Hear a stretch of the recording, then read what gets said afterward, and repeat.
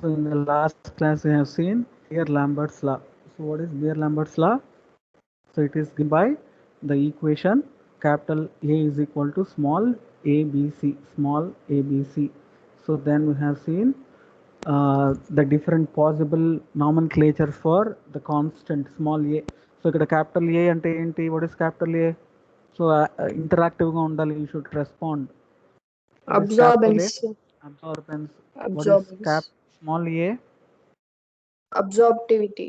Absorptivity. Then B. B is path length, sir. Finally C is Concentration. concentration. So here the small a, which is called as absorptivity, can have different names depending upon how we are expressing the concentration. So if we are expressing the concentration in terms of mole per liter, then it is called as molar absorptivity represented by the symbol epsilon. Similarly, if the concentration is expressed in either 1 gram per 100 ml or 1% weight by volume, then we can call it as specific absorbance. Specific absorbance. So these two are the widely used expressions for absorbance in quantitative calculations. Then similarly we have the relationship between epsilon and A1% 1 centimeter. Epsilon and A1% 1 centimeter. So here you can see epsilon is given as A1% 1 centimeter into molecular weight divided by 100. So these are all the basic equations that we see in Beer-Lambert's law. Then so we have seen the limitations. So limitations are nothing but the conditions under which there will be no direct relationship between absorbance and concentration. We know that Beer-Lambert's law is dictating that absorbance should be directly proportional to concentration and path length, whereas the Beer's law states that absorbance is directly proportional to concentration.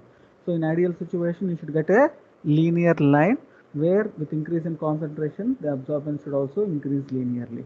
But under certain situations, there will be deviations which are either positive or negative. So what are the reasons for these deviations?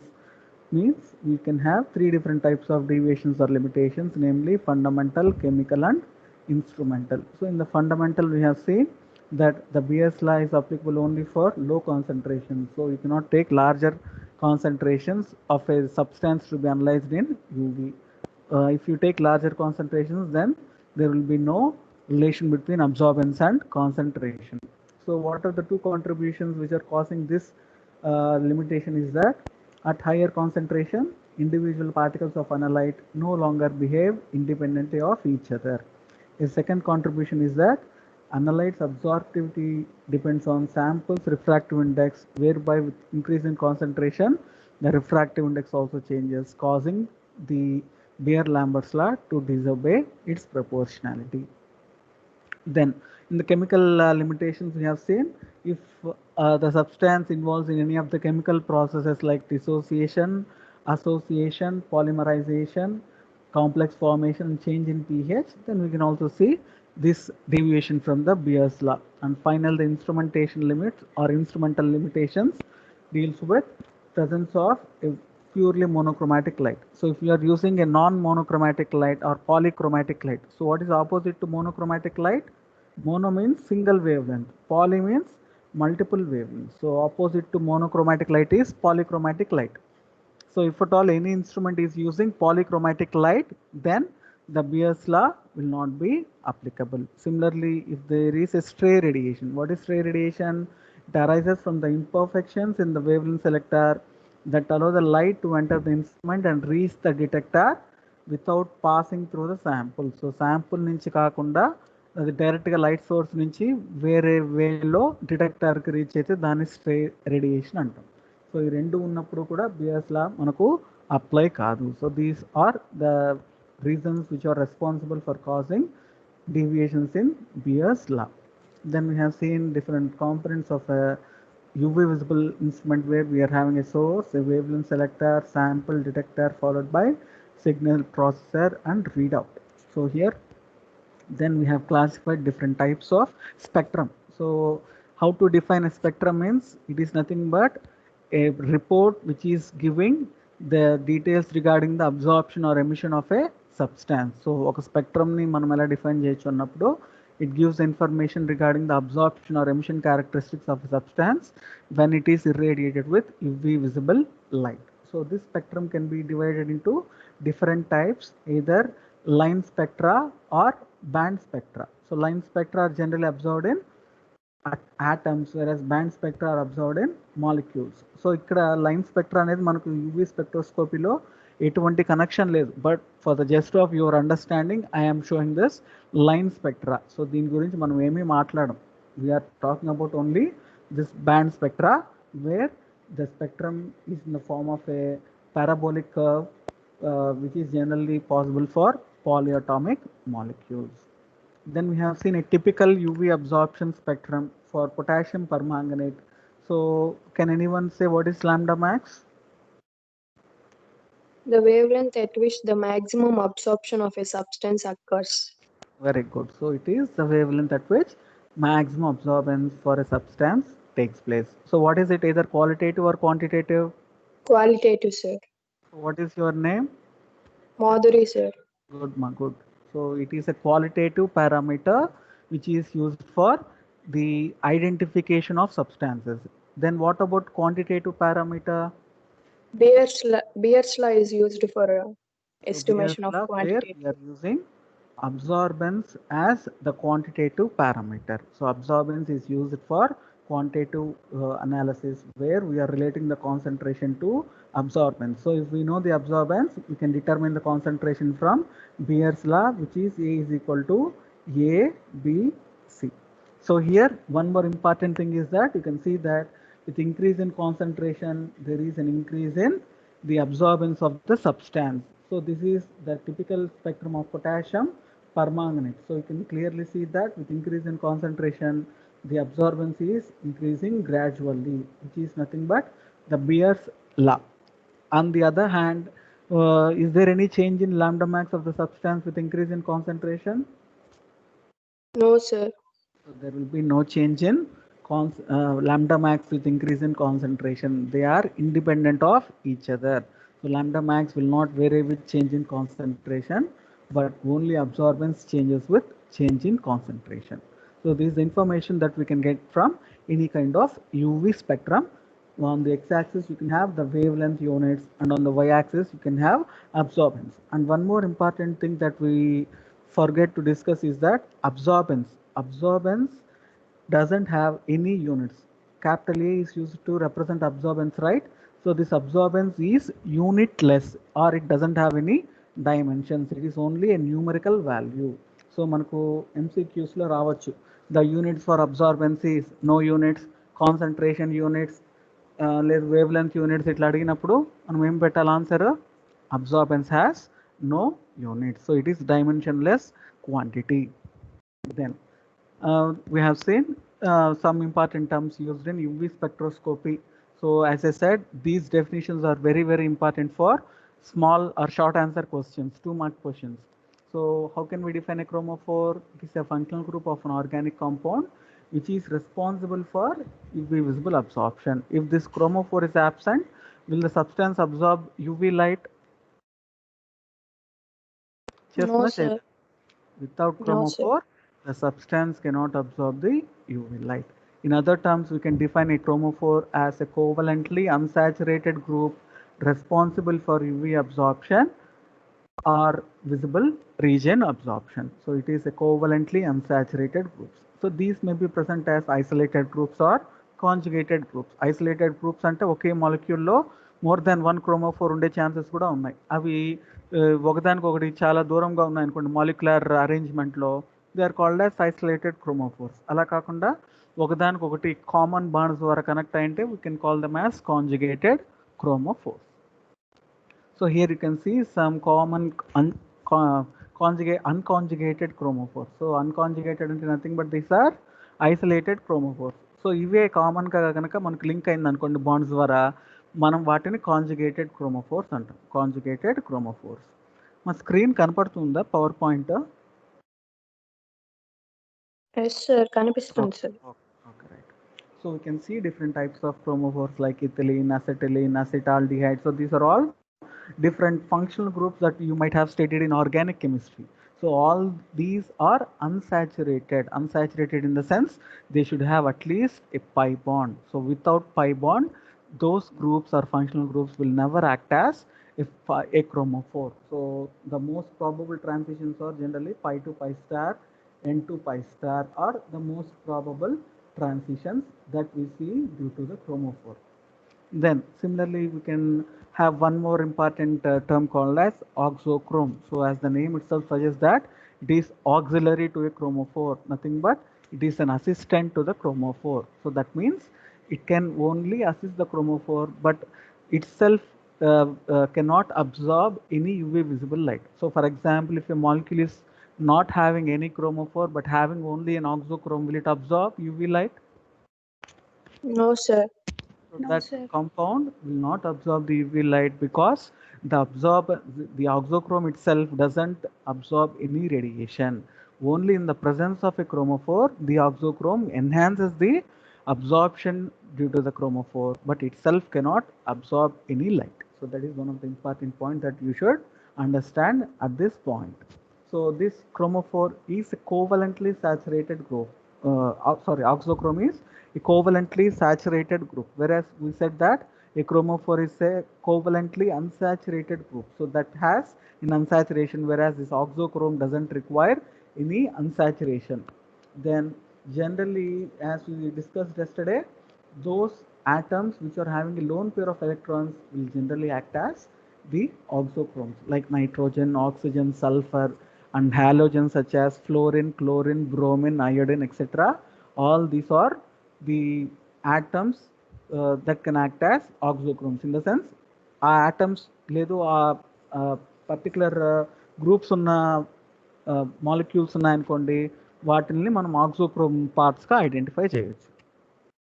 So auxochromes generally increase the value of lambda max and Emax by extending the conjugation through resonance, and these are also called as color enhancing groups.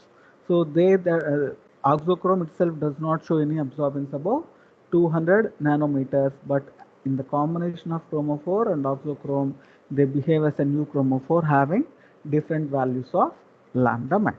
So this is what we have seen in the last class. Then one more important concept is shifts in UV visible spectrum. So shift means nothing but this spectrum, whatever we get for a sample, it can shift either to longer wavelengths or higher wavelengths, or it can have higher absorbance or lower absorbance with change in certain conditions. So those phenomena, or that phenomena is called as shift in absorption of a UV spectrum. So in this spectrum, you can clearly see that we are using a UV spectrum to demonstrate various kinds of shifts, where we can see that there are four main categories of shifts. One is bathochromic shift, bathochromic shift. The other is hypsochromic shift, and similarly we have hyperchromic shift and hypochromic shift. So ఇక్కడ next point చెప్పే ముందర నేను ఇంకో important point చెప్పాల్సింది ఏంటి అంటే, here you see you will have a very good chance of confusing yourself. So this is hypso and this is hypo. So these two are very confusing terms, so you should be very aware of that. So hypochromic is different and hypsochromic is different from each other. So here you can see. So can anyone say what is a bathochromic shift and what is a hypsochromic shift by seeing the arrow marks in the spectrum? Can anyone say? Maximum wavelength of absorption ఉండేది bathochromic shift, sir. Arrow mark ఏ side ఉంది చూడండి. Right side, sir.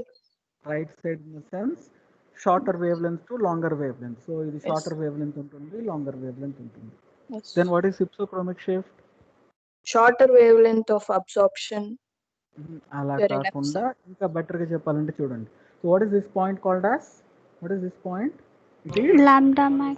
lambda max. Lambda max. So if the lambda max of a UV spectrum shift towards higher wavelength or longer wavelength, it can bathochromic shift. In the same way, if the lambda max is shifting towards shorter wavelength, it is called as hypsochromic shift. ఇలా define చేయొచ్చా? Is it correct or not? So bathochromic shift is the shift of lambda max or the UV spectrum towards longer wavelength, and shift of lambda max towards shorter wavelength is called as hypsochromic. So generally most of the students ఇక్కడ ఏం తప్పు చేస్తూ ఉంటారంటే they will be writing like shift towards right side, left side అట్లా రాయకండి. So you should not write it as right or left, but you should use the terminology longer wavelength and shorter wavelength. Okay, so ఇక్కడ first set of షిఫ్ట్స్ని మనము with respect to lambda max చెప్తున్నాం. So lambda max కనుక longer wave length shift అయితే బాథోక్రోమిక్ అంటున్నాం, అలానే shorter wave length side వెళ్తే hypsochromic అంటున్నాం. Then we also have two shifts called as hyperchromic and hypochromic. So can anyone say what is hyperchromic and hypochromic? Hyperchromic అంటే epsilon max కంటే above shift చూపించడం sir. Yeah, so in the other way we can define that if any compound shows high molar absorptivity. So what is lambda? It is molar absorptivity, right? So if it shows high molar absorptivity, it is called as hyperchromic shift. And if any compound shows low molar absorptivity, it is called as hypochromic shift. So hyper ante ఉన్నదానికంటే ఎక్కువ లైట్ని absorb చేసి ఎక్కువ అబ్జార్ప్టివిటీ చూపించడం. అదే hypo అంటే ఉన్నదానికంటే previous spectrum కంటే తక్కువ absorption చూపించడం. సో ఇట్లా మనకు 4 డిఫరెంట్ టైప్స్ ఆఫ్ షిఫ్ట్స్ ఉన్నాయి. ఒకటి bathochromic, hypsochromic which are related with shift in lambda max, and the other two hyperchromic and hypochromic, these two are concern with change in the intensity. So ఇక్కడ Y యాక్సిస్లో ఏముంది, intensity of absorption ఉంది కదా. So intensity of absorption కనుక పెరిగితే hypochromic అంటాము, intensity of absorption తగ్గితే hypochromic అంటాం. So now let us see the same in this slide. So the bathochromic shift is nothing but the shift of an absorbance maximum to a longer wavelength. So ఎప్పుడు జరుగుతుంది అంటున్నాం చూడండి, due to the presence of an oxochrome or solvent effect. So bathochromic shift occurs whenever we are having an oxochrome or with change in solvent. Solvent effect అంటే paracetamol for example వాటర్లో ఒక spectrum record చేసాము. Then if the same paracetamol was dissolved in methanol and its UV spectrum is recorded, then it will show a shift in the lambda max. So that we are calling it as bathochromic shift. అర్థమవుతుందా? So ఆక్సోక్రోమ్స్ని మనం add చేసినా లేకపోతే సాల్వెంట్ని change చేసినా కూడా we can observe a bathochromic shift. So the other name for bathochromic shift is red shift. So other name for bathochromic shift is red shift. So red shift అని ఎందుకు అంటున్నామంటే, what is visible light? ఏం colours ఉంటాయి visible light లో? VIBGYOR ఉంటుంది కదా. So VIBGYOR లో longest wave length అంటే red colour, lowest wave length అంటే వైలెట్ ఆర్ బ్లూ కలర్ కదా. కాబట్టి if the shift is occurring towards longer wavelength, we call that shift as red shift. Similarly, hypsochromic shift ఏమంటున్నాము, we are calling it as blue shift because it is showing a change in or shift of maximum absorbance towards lower wavelength. So if the shift of an absorbance maximum to a shorter wavelength, then we call it as hypsochromic shift or blue shift, and this is caused by the removal of conjugation or change in the solvent polarity. So removal of conjugation అంటే ఇందాక చెప్పినట్లు ఆ particular స్ట్రక్చర్లో ఏదైనా auxochrome dissociate అయిపోయినా, లేదు ఎటువంటి chemical ionisation ద్వారా ఏదైనా ఒక గ్రూప్ కనుక ఆ మాలిక్యూల్ నుంచి సపరేట్ అయిపోయింది అనుకోండి, then we can see a hypsochromic shift or change in solvent polarity. Solvent polarity అంటే హైలీ పోలార్ ఉన్న సాల్వెంట్ నుంచి లో పోలార్ ఉన్న సాల్వెంట్లో కనుక మనం చేంజ్ చేస్తే ఇట్లాంటి హిప్సోక్రోమిక్ షిఫ్ట్ని అబ్జర్వ్ చేయొచ్చు. So bathochromic and hypsochromic shifts are with regard to the change in lambda max values. Similarly, talking about hyperchromic and hypochromic effects, an effect which leads to an increase in absorption intensity or epsilon max is called as hyperchromic shift. So ఇది ఎప్పుడు జరుగుతుంది అంటున్నాము, introduction of an oxochrome usually causes hypochromic shift. So ఇక్కడ చూడండి, same బాథోక్రోమిక్లో కూడా చెప్పాం కదా, auxochrome కనుక మనం ఇంట్రడ్యూస్ చేస్తే బాథోక్రోమిక్ జరిగే ఛాన్స్ ఉంది. అలానే అదే ఆక్సోక్రోమ్ని మనం ఇంట్రడ్యూస్ చేసినప్పుడు సైమల్టేనియస్గా హైపర్క్రోమిక్ కూడా జరగచ్చు. సో ఇక్కడ మీరు ఇంకోటి గుర్తుపెట్టుకోవాల్సింది ఏంటి అంటే ఇవి 4 కూడా ఇండివిజువల్ కాదు జనరల్గా. సో జనరల్గా if you want to remember very simply, if bathochromic shift is occurring, then generally it will be a hyperchromic shift. అర్థమవుతుందా? సో బాథోక్రోమిక్ జరిగిందంటే ఆటోమేటిక్గా హైపర్క్రోమిక్గా ఉంటుంది. ఒకవేళ హైపోక్రోమిక్ ఆర్ హిప్సోక్రోమిక్ జరిగింది అనుకోండి, ఈ రెండు ఇంటర్ రిలేట్ అవుతాయి. So these are interrelating shifts. If bathochromic shift is occurring, automatically it should accompany with a hyperchromic shift. Similarly, if hypsochromic shift is occurring, it should accompany with hypochromic shift. So ఈ రెండు కాంబినేషన్లో వస్తాయి, then అలానే ఈ రెండు కాంబినేషన్లో జరుగుతాయి. So what is hypochromic shift here? An effect which leads to decrease in absorption of intensity of Emax is called as hypochromic shift. So this is caused by introduction of a group which distorts the chromophore, which distorts ante which changes the chemical nature of the chromophore. So a chromophore లో chemical nature change చేసే groups కనుక మనం introduce చేసామనుకోండి, అప్పుడు hypochromic shift జరిగే chances ఉన్నాయి. సో మనము బియర్ లాంబర్ట్స్లో చెప్పేటప్పుడు కెమికల్ లిమిటేషన్స్ చెప్పాం కదా. ఏమేమి చెప్పాము? Association, dissociation, polymerization, complex formation, effect of pH, అవి చెప్పాం కదా. సో వాటిలో ఏవి జరిగినా కూడా ఈ షిఫ్ట్స్ అన్నీ జరిగే ఛాన్సెస్ ఉన్నాయి. సో షిఫ్ట్ జరిగితే ఆటోమేటిక్గా అబ్జార్బెన్స్ మారిపోతుంది కాబట్టి అబ్జార్బెన్స్కి కాన్సన్ట్రేషన్కి లీనియర్ రిలేషన్షిప్ ఉండదు అని చెప్తున్నాం. So this is all the skill based aptitude. You have to interconnect. So once మీ క్లాస్ అయిన తర్వాత మీరు ఒకసారి చదివేటప్పుడు you have to interconnect all these points. So Beer లాంబర్ట్స్లో కెమికల్ షిఫ్ట్ చెప్తున్నాం. Again here we're talking about the chemistry of these auxochromes and chromophores.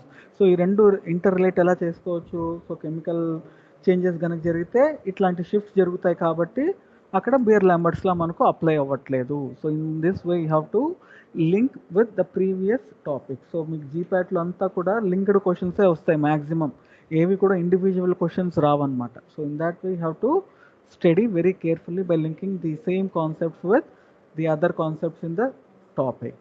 Then apart from these effects, this kind of shifts can also be caused by solvent effects.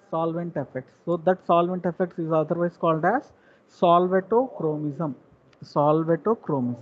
So solvatochromism is nothing but effect of a solvent on the change of UV spectrum. So UV spectrum ni ఎప్పుడు change అయ్యే chance ఉందంటున్నాం? Whenever we're changing the solvent. So ఇందాకే మనం ఒక example చెప్తాం. So what is that example? So let us take paracetamol. So we have taken a paracetamol, and in that paracetamol, or if that paracetamol is dissolved in 3 different solvents like water or methanol and sodium hydroxide.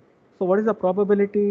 So here we can see that there will be a change in polarity of these 3 solvents to a certain degree, and moreover their ionization capacity is also changes. Ionization capacity ante, for example, paracetamol తీసుకున్నాం అనుకోండి, it is weakly acidic drug కదా. So అట్లాంటి weakly acidic డ్రగ్ని మనం sodium hydroxide సాల్వెంట్లో కనుక dissolve చేస్తే ఏమవుతుంది? ఎటువంటి ఇంట్రాక్షన్ జరుగుతుందమ్మా? Acid dissolved in a base. What is the probable changes that occur? There is a chance of dissociation of acidic group. So acidic group dissociation అయింది అంటే ఏం జరుగుతుంది? ఆటోమేటిక్గా ఎలక్ట్రాన్ డిస్ట్రిబ్యూషన్ చేంజ్ అయిపోతుంది కదా.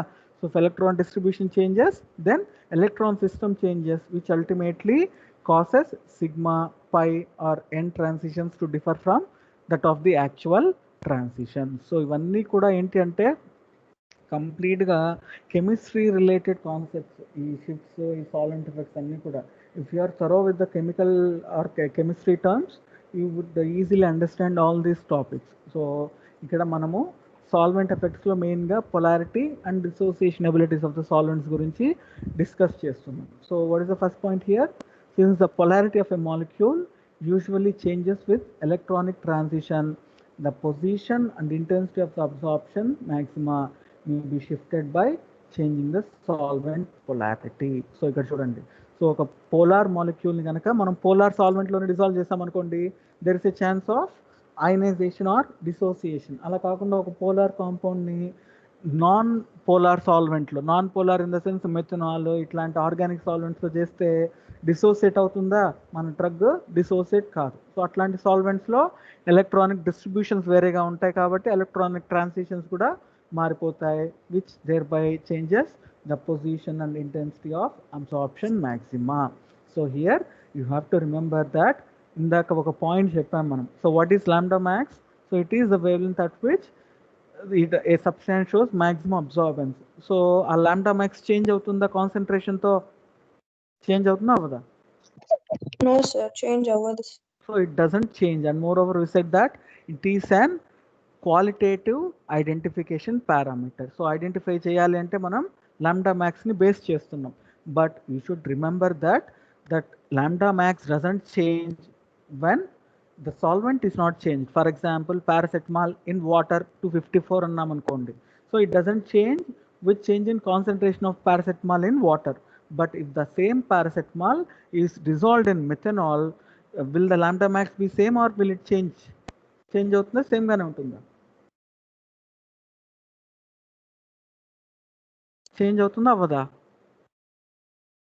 అవుతుంది sir.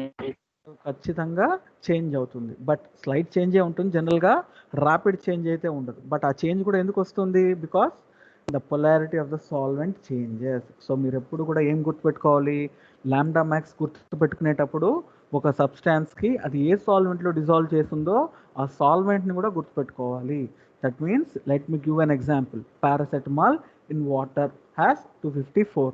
Paracetamol in sodium hydroxide has 247. So ఇట్లా with సాల్వెంట్తో గుర్తుపెట్టుకోవాలి. ఎందుకని? సేమ్ పారాసెటమాల్ సాల్వెంట్ మారితే మనకి లాంబ్డా మ్యాక్స్ కూడా మారిపోతుంది. So that is one of the important point you have to remember. So జనరల్గా తప్పులు ఎలా చేస్తూ ఉంటారంటే ప్రాక్టికల్ ఆస్పెక్ట్గా మీరు ఎక్కడో లిటరేచర్లో చదువుంటారు పారాసెటమాల్ లాంబ్డా మ్యాక్స్ ఇస్ 254 అని. మీరు అది క్లియర్గా నోటీస్ చేసిండారు ఏమని? In that particular journal or in that particular book they might be using paracetamol in water. But మీరు ఎక్స్పెరిమెంటేషన్ ఆర్ ప్రాజెక్ట్ చేసేటప్పుడు మీరు సోడియం హైడ్రాక్సైడ్లో డిజాల్వ్ చేశారనుకోండి, అప్పుడు మీరేం చేస్తారు? You will be using the same 254 for your solution also. But will it be applicable? ఖచ్చితంగా applicable కాదు. ఎందుకని? మీరు లిటరేచర్లో ఏదైతే సెర్చ్ చేశారో అక్కడ paracetamol is dissolved in water which is having a lambda max of 254. But మీరు వాటర్ వాడకుండా సోడియం హైడ్రాక్సైడ్ వాడి సేమ్ వేవ్ లెంత్ దగ్గర లాంబ్డా మ్యాక్స్ రావాలి అంటే ఖచ్చితంగా రాదు. సో ఇట్లాంటివన్నీ కూడా మీకు ప్రాక్టికల్ చేసేటప్పుడు లేదా ప్రాజెక్ట్ చేసేటప్పుడు మీరు గుర్తుపెట్టుకోవాల్సిన important point. So solvent change అయితే లాంబ్డా మ్యాక్స్ కూడా చేంజ్ అయిపోతుంది. So coming to the next point, polar solvents. So polar solvents అంటే nothing but those which have dipole moment. So అందుకే మనం బేసిక్ టర్మ్స్ చెప్పాం కొన్ని ఆర్గానిక్ కెమిస్ట్రీలో. డైపోల్ మూమెంట్స్ అంటే ఏంటి? Say for example, this is a chemical bond which is having C bond C and we are having one more bond called as C bond H. So ఈ రెండిట్లో ఏది polar bond, ఏది non polar bond? Polar sir. C bond C non polar. So C bond C is non polar because both are having same electronegativity. So electron cloud అనేది దేనికి సంబంధించింది కాకుండా రెండింటికి ఈక్వల్గా డిస్ట్రిబ్యూట్ అయింటాయి. అదే C bond H లో ఏమైంది? C is having one kind of electronegativity and H is having another electronegativity value. So this electron cloud will be more towards the carbon atom which is causing a partial positive and the hydrogen will be acquiring partial negative. So దీనివల్ల ఏమైంది? Dipole moment వచ్చింది and this kind of bond is called as polar bond. So similarగా సాల్వెంట్స్లో కూడా మనకు polar solvents అంటే which have dipole moment or which have the ability to destabilize the bonded electrons are called as polar solvents. So అట్లాంటి polar groups వల్ల dipole interaction లేదు, hydrogen bonding జరిగి ఆ particular solute or అనలైట్తో మనకు ఆ particular changes అనేది cause చేస్తాయి ఎలక్ట్రానిక్ ట్రాన్సిషన్స్లో. So here if a chromophore is more polar in the ground state than in the excited state, then the polar solvent stabilize the ground state to the greater extent than the excited state. So ఇక్కడ ఏం లేదు, మనం తీసుకున్న అనలైట్లో ఉండే chromophore కనుక ground స్టేట్లో more పోలార్గా ఉందనుకోండి excited state కంటే, అప్పుడు ఏమంటున్నాము? Polar solvents stabilize the ground state to the greater extent. So అట్లాంటి సాల్వెంట్స్లో కనుక ఈ క్రోమోఫోర్ని డిజాల్వ్ చేస్తే హిప్సోక్రోమిక్ షిఫ్ట్ జరుగుతుంది. ఎప్పుడు? If you're increasing the solvent polarity. For example methanol is less polar. So methanol నుంచి వాటర్కి కనుక అట్లాంటి సబ్స్టాన్సెస్ని డిజాల్వ్ చేస్తే హిప్సోక్రోమిక్ షిఫ్ట్ జరగాలి. That means the wavelength or the lambda max should shift towards the lower wavelength. So if the chromophore is more polar in excited state than in the ground state, the former is stabilized to a greater extent by polar solvents than the later. Thus, there is a bathochromic shift with increase in solvent polarity. So మీరు సింపుల్గా గుర్తుపెట్టుకోవాలి అంటే ఏదైనా chromophore కనుక ground స్టేట్లో more పోలార్గా ఉంది అంటే మనం సాల్వెంట్ పొలారిటీ ఇంక్రీజ్ చేసేటప్పుడు హిప్సోక్రోమిక్ షిఫ్ట్ చూపిస్తుంది. అదేవిధంగా if a chromophore is more stable in its excited state then with increase in the polarity it shows bathochromic shift. So ఇంకో ఇంపార్టెంట్ హింట్ కూడా ఇచ్చినాం చూడండి. It has been found that in increase in solvent polarity so generally shifts n to pi star transitions and n to sigma star transitions to shorter wavelengths. So ఏదైనా ఒక మాలిక్యూల్లో n to pi star లేదా n to sigma star transitions జరుగుతుంది అంటే solvent polarity కనుక increase చేస్తే hypsochromic shift జరుగుతుంది. అదేవిధంగా మాలిక్యూల్లో కనుక pi to pi star transitions కనుక జరుగుతుంది అంటే with increase in the polarity the wavelength shift towards the longer wavelengths. So this is one of the important effect that a particular compound or a spectrum shows whenever we are changing the polarity of the solvent. So ఇందాక చెప్పిందంతా కూడా ఏంటి అంటే ఈ energy levels ఉన్నాయి కదా, మనం చెప్పాం ఎనర్జీ లెవెల్ డయాగ్రామ్. సో ఇది గ్రౌండ్ స్టేట్ అనుకుందాం, E0, ఇది ఎగ్జైటెడ్ స్టేట్ అనుకుందాం, E1 అనుకుందాం. సో ఈ ground state and excited energy levels మధ్య ఉన్న ఎనర్జీని సాల్వెంట్స్ అనేది చేంజ్ చేసేస్తూ ఉంటాయి. సో ఇక్కడ మీరు చూడొచ్చు ఫస్ట్ డయాగ్రామ్కి థర్డ్ డయాగ్రామ్కి ఏంటి డిఫరెన్స్? ఈ ఎనర్జీ గ్యాప్ తగ్గిపోయిందా? ఎనర్జీ గ్యాప్ తగ్గిపోతే ఆటోమేటిక్గా ఏమైంది? If energy decreases what happens to wave length? ఏంటి రిలేషన్ వేవ్ లెంత్కి ఎనర్జీకి? Inversely proportional. So if we are decreasing the energy, then automatically the wavelength shift towards the longer wavelengths. So solvents ఏవైతే మనం use చేస్తున్నాం polar solvents, అవి ఆ molecule యొక్క energy లెవెల్స్ని disturb చేస్తాయి. Disturb in the sense energy levels మధ్య ఉన్న ఎనర్జీ డిఫరెన్స్ని అవి ఇంక్రీజ్ చేస్తాయి లేదు డిక్రీజ్ చేస్తాయి. సో డిక్రీజ్ కనుక అయింది అంటే లాంగర్ వేవ్ లెంత్కి షిఫ్ట్ అవుతాయి. అదేవిధంగా ఇంక్రీజ్ కనుక అయింది అంటే లోయర్ వేవ్ లెంత్కి షిఫ్ట్ అవుతుంది. So this is about the solvent interactions or solvent effects with regard to the UV spectrum. So here you can see. So ఇక్కడ ఒక కాంపౌండ్ని తీసుకున్నాము, ఆ కాంపౌండ్ని డిఫరెంట్ సాల్వెంట్స్లో చూస్తున్నాం. ఐసో ఆక్టేన్లో డిజాల్వ్ చేసినప్పుడు ఎలా ఉంది, దెన్ అలానే ఇథనాల్లో డిజాల్వ్ చేసినప్పుడు ఎలా ఉంది చూడండి. So here you can see a clear change in the band shape as well as band position. So iso ఆక్టేన్లో ఒక సబ్స్టాన్స్ని డిజాల్వ్ ఇన్ ద సెన్స్ ఇక్కడ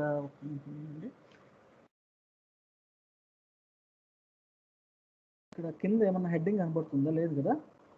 సో ఇక్కడ ఒక ఎక్స్ అనే సబ్స్టాన్స్ తీసుకున్నాం అనుకున్నాం. So we're taking N X substance and it is dissolved in isooctane and ethanol. So here you can clearly see that in isooctane it is showing completely different UV spectrum, and whereas in ethanol it is completely showing a different kind of spectrum. Even ఆ spectrum యొక్క fineness కూడా మారిపోతుంది చూడండి. ఇక్కడ broad band లాగా వచ్చింది ఇథనాల్లో, అదే ఐసోఆక్టేన్లో మనకు షార్ప్ బ్యాండ్స్ కంటిన్యూస్గా వచ్చాయి. సో ఇట్లా మనకు సాల్వెంట్ మారిస్తే ఒకే సబ్స్టాన్సే మనకి different types of UV bands ni istu untundi. So this is about the solvent effects. Then coming to UV absorption bands finally. So manam already different types of transitions em chadavamo, pi to pi, sigma to sigma star, n to sigma star, pi to pi star and n to pi star. In the similar way there is one more classification for this UV absorption bands, like benzenoid bands which are represented by B, ethylenic bands E, radical like bands R and conjugated bands K. So ఈ letters ని use చేస్తాం. So benzenoid bands అంటే those which are observed in benzene like structures. Ethylenic bands అంటే these are found in ethylene like structures. Radical like అంటే radical nature ఉండే chemical స్ట్రక్చర్స్లో ఇలాంటివి వస్తాయి. దెన్ కాంజుగేటెడ్ అంటే డబుల్ బాండ్స్ కాంజుగేషన్లో ఉన్నప్పుడు ఇట్లాంటి కెమికల్ బ్యాండ్స్ మనకు అపియర్ అవుతూ ఉంటాయి. So here you can see different types of bands, B band, E band. So అనిలిన్ని తీసుకున్నాం వాటర్లో. So benzenoid absorbance. So benzenoid band అంటే what is the chemical structure of aniline? It is having a benzene ring and an NH2 group. So ఇట్లాంటి అనిలిన్లో చూసినప్పుడు can see that benzene band. So ఈ benzene రింగ్లో వచ్చే transitions మనకు ఈ బ్యాండ్ని ఇస్తుంది. Then ethylenic band are 5 to 5 star bands which are present in this anilinic group conjugated to the benzene ring. So దీనివల్ల వచ్చే బ్యాండ్స్ అంతా కూడా మనకు ఈ పర్టికులర్ వేవ్ లెంత్ రీజన్లో వస్తుంది. సో అట్లా ఒక్కొక్క కాంపౌండ్కి ఆ పర్టికులర్ కెమికల్ స్ట్రక్చర్లో ఉన్న nature of groups or substance బట్టి లేదా క్రోమోఫోర్స్ బట్టి ఈ డిఫరెంట్ బ్యాండ్స్ అన్నీ అపియర్ అవుతూ ఉంటాయి, either benzenoid bands or E2 bands etcetera. So ఇక్కడ ఓన్లీ మనం ఒక ఎగ్జాంపుల్ మాత్రమే చూస్తాం. ఫర్ ఎగ్జాంపుల్ ఇంకా అడిషనల్ బ్యాండ్స్ ఉన్నాయి, అడిషనల్ గ్రూప్స్ ఉన్నాయనుకోండి, మనకు different types of bands. For example C double bond C ఇట్లా ఒక గ్రూప్ ఏదైనా బెంజిన్కి అటాచ్ అయింటే అప్పుడేమేమి వస్తాయి, బెంజినిక్ బ్యాండ్ వస్తుంది, ఈ బ్యాండ్ వస్తుంది, దాని అలానే K బ్యాండ్ వస్తుంది. K బ్యాండ్ అంటే conjugated bands which are due to the conjugation of double bonds. So ఇట్లా ఒకే కెమికల్ స్ట్రక్చర్లో డిఫరెంట్ బ్యాండ్స్ రావచ్చు ఆర్ డిఫరెంట్ కాంబినేషన్స్లో రావచ్చు, లేదు ఒక టైప్ ఆఫ్ బ్యాండ్ కూడా రావచ్చు. So these are different types of nomenclatures that are used in UV spectrum. So we'll end this class here, and in the next class we'll be seeing selection rules for electronic transitions. So అర్థమైందమ్మా ఇవాళ class? So any doubts? Sure.